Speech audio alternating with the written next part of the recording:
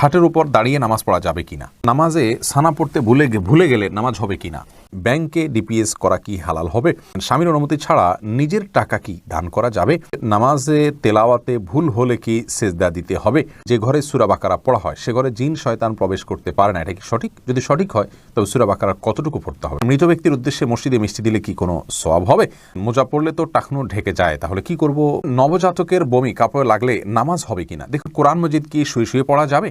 নামাজের প্রথম রাকাতে আউযুবিল্লাহ বিসমিল্লাহ সহ সূরা পাঠ করে প্রথম রাকাত শেষ করলাম, দ্বিতীয় রাকাত কি পুনরায় আউযুবিল্লাহ পাঠ করতে হবে না বিসমিল্লাহ পাঠ করলেই হবে? স্ত্রীকে গর্ভবতী অবস্থায় সহবাস করা যাবে কিনা, প্রচণ্ড শীতে ফরজ গোসল প্রয়োজন পড়লে কি কোনো ছাড় রয়েছে, চোখে সুরমা লাগানো কি সুন্নাত, আর সুরমা লাগানোর পর যদি অজু করি সুরমার কালার থেকে যায় এতে কি অজু হবে, ভূমিকম্পের সময় যদি কেউ নামাজে থাকে তাহলে এই অবস্থায় তার কি করা উচিত। আর বিলম্ব না করে চলুন আপনাদের যে প্রশ্নগুলো ইতিমধ্যে আমাদের কাছে চলে এসছে সেগুলোর উত্তর দিয়ে আমরা শুরু করি।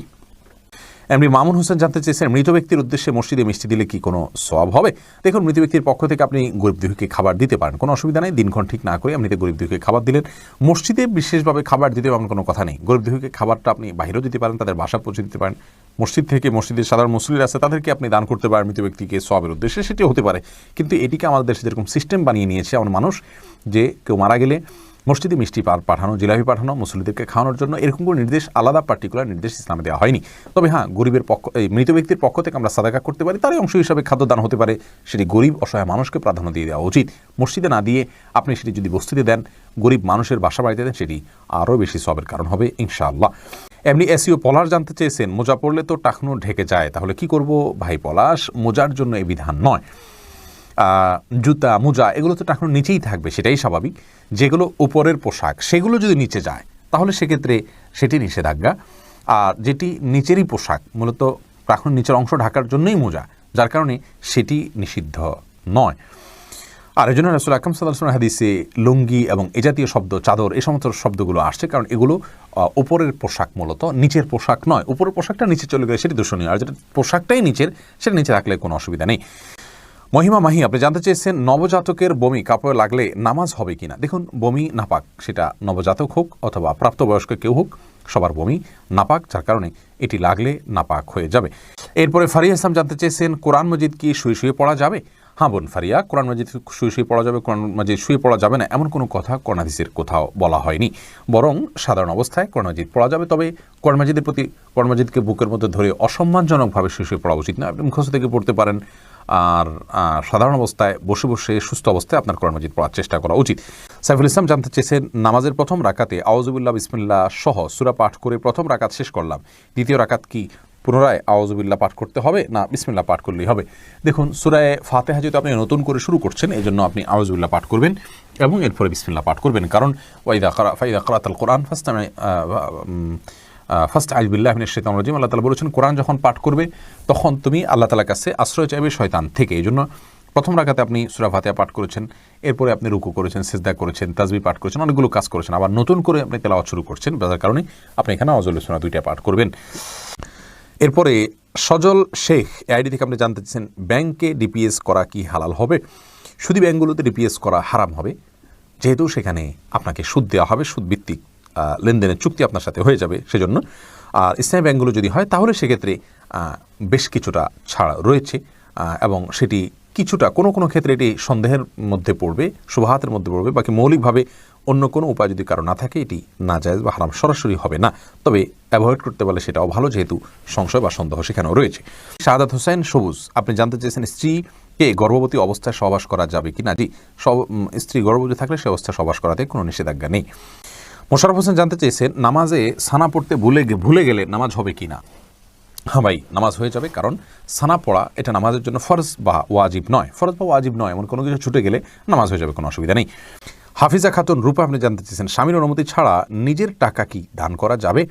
হ্যাঁ অবশ্যই বোন হাফিজা, আপনি আপনার স্বামীর অনুমতি ছাড়া আপনার নিজস্ব টাকা, নিজস্ব সম্পদ অবশ্যই দান করতে পারেন, কারণ আপনার সম্পদ সম্পূর্ণ আপনার ইখতিয়ারে। এটি ব্যবহারের ক্ষেত্রে স্বামী বা বাবা বা কোনো অন্য কারোর অনুমোদন নেওয়ার কোনো প্রয়োজন নেই, এটি সম্পূর্ণ আপনার ইখতিয়ারাধীন বিষয়, যদি সেটি আপনার মালিকানাধীন হয়। তবে সাংসারিক জীবনে সুখ শান্তির জন্য আপনার স্বামীর সাথে পরামর্শ করে নেওয়া ভালো, যদি স্বামী আপনার বিচক্ষণ হন, সুপরামর্শক হন, আপনার হিতাকাঙ্ক্ষী হন, তাহলে সেক্ষেত্রে তার সাথে পরামর্শ করে কাজ করা অবশ্যই কল্যাণের হবে। এরপরে আব্দুল্লাহ মাহমুদ জানতে চেয়েছেন ইউটিউব চ্যানেলে, নামাজে তেলাওয়াতে ভুল হলে কি সেজদা দিতে হবে? দেখুন, নামাতে যদি তেলাওয়াতে ভুল হয় তাহলে সেজদা দেওয়ার ব্যাপার নাই। আপনার ভুলটা হয় অর্থ বিকৃত হওয়ার পর্যায়ের ভুল হবে না, তাহলে তো কোনো অসুবিধাই নেই। আর যদি অর্থ বিকৃত হওয়ার মতো ভুল হয়, সেক্ষেত্রে আপনি 3 আয়াত বা যতটুকু না পড়লে নয় এতটুকু পড়ে ফেলেছেন, তারপরে যদি ভুল হয় তাহলে ইনশাআল্লাহ সেখানে আপনার সালাত হয়ে যাবে। কোনো কোনো ক্ষেত্রে অর্থ বিকৃত হওয়ার মতো ভুল যদি হয় তাহলে সেক্ষেত্রে আপনার সালাত হবেই না, সিজদা সাহুতে এটি কুলাবে না। এরপরে মুজাহিদুল ইসলাম শওকাত আপনি জানতে চেয়েছেন, যে ঘরে সূরা বাকারা পড়া হয় সে ঘরে জিন শয়তান প্রবেশ করতে পারে না, এটা কি সঠিক? যদি সঠিক হয় তবে সূরা বাকারা কতটুকু পড়তে হবে? ভাই মুজাহিদুল ইসলাম, এটা সঠিক এবং এ সম্পর্কে রাসূল আকরাম সাল্লাল্লাহু আলাইহি সাল্লামের স্পষ্ট হাদিস রয়েছে। সূরা বাকারা যদি তেলাওয়াত করা হয় কোনো বাসায়, সেখানে জিন শয়তান প্রবেশ করে না।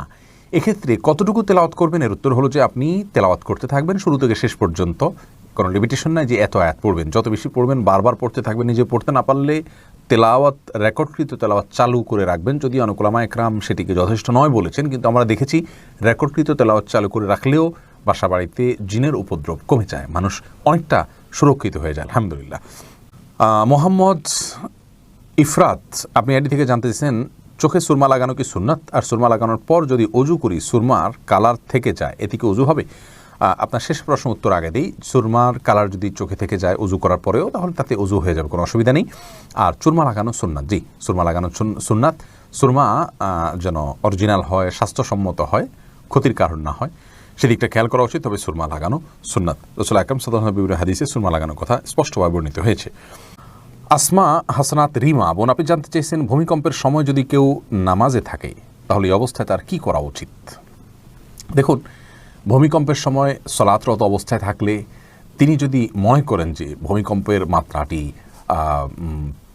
একটু বেশি এবং এটি তার জীবন নাশের মাধ্যম হতে পারে, কারণ হতে পারে, তাহলে সেক্ষেত্রে তিনি সালাত ছেড়ে দিয়ে নিরাপদ জায়গায় আশ্রয় নেবেন।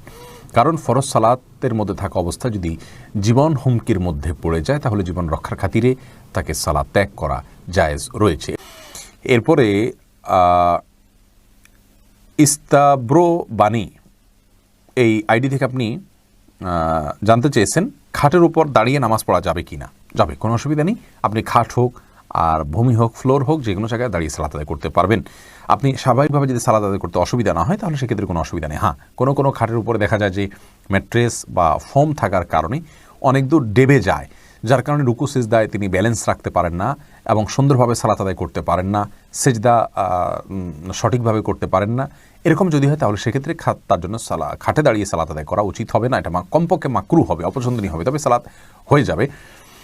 যেহেতু সালাত স্বাভাবিকভাবে করতে তার অসুবিধা হয়, শরীরে ব্যালেন্স ঠিক রাখতে পারে না, রুকু সিজদা যথাযথভাবে করতে অসুবিধা হয় এবং মনোযোগও ব্যাঘাত সৃষ্টি হয়, যার কারণে এরকম জায়গায় সালাত করা উচিত নয়। আর যদি এতটা নরম না হয় তাহলে সেক্ষেত্রে সাধারণ খাটে বা চকিতে সালাত আদায় করতে কোনো অসুবিধা নেই। এরপরে রাশিদুল ইসলাম শান্ত জানতে চেয়েছেন, প্রচণ্ড শীতে ফরজ গোসল প্রয়োজন পড়লে কি কোনো ছাড় রয়েছে? ভাই শান্ত, প্রচণ্ড শীতে ফরজ গোসল এর ক্ষেত্রে আপনি ঠান্ডা পানিতে গোসল করা কষ্টকর হলে আপনার জন্য ছাড় রয়েছে। সেই ক্ষেত্রে যদি ঠান্ডা পানি ব্যবহার করলে আপনার অঙ্গহানি হতে পারে, প্রচণ্ড রকমের রোগ দেখা দিতে পারে, জীবন নাশের ভয় হয় আপনার, অথচ গরম করার কোনো ওয়ে না থাকে, এরকম যদি হয় তাহলে আপনি তায়াম্মুম করতে পারেন। এরকম কোনো সিচুয়েশনে যদি পড়েন, এরকম কোনো জায়গায় যদি থাকেন। কিন্তু সচরাচর আমাদের দেশে যে পরিমাণ শীত পড়ে, কিছু যে এলাকাতে পঞ্চগড় ইত্যাদিতে অনেক বেশি শীত পড়ে, সেখানে এরকম কোনো সিচুয়েশন থাকতে পারে। কিন্তু নর্মালি অন্যান্য এলাকাগুলোতে, ঢাকার আশেপাশে বা অন্যান্য জেলাগুলোতে যে পরিমাণ শীত পড়ে তাতে পানি ব্যবহার করলে অঙ্গহানি হয়ে যাবে বা জীবন হুমকির মধ্যে পড়বে, এরকম পরিস্থিতিতে পড়ার সম্ভাবনা খুবই ক্ষীণ। সেই জায়গা থেকে এটি আমাদের জন্য করা জায়েজ হবে না, অর্থাৎ তায়াম্মুম করে নামাজ আদায় করা জায়েজ হবে না, গোসলই করতে হবে।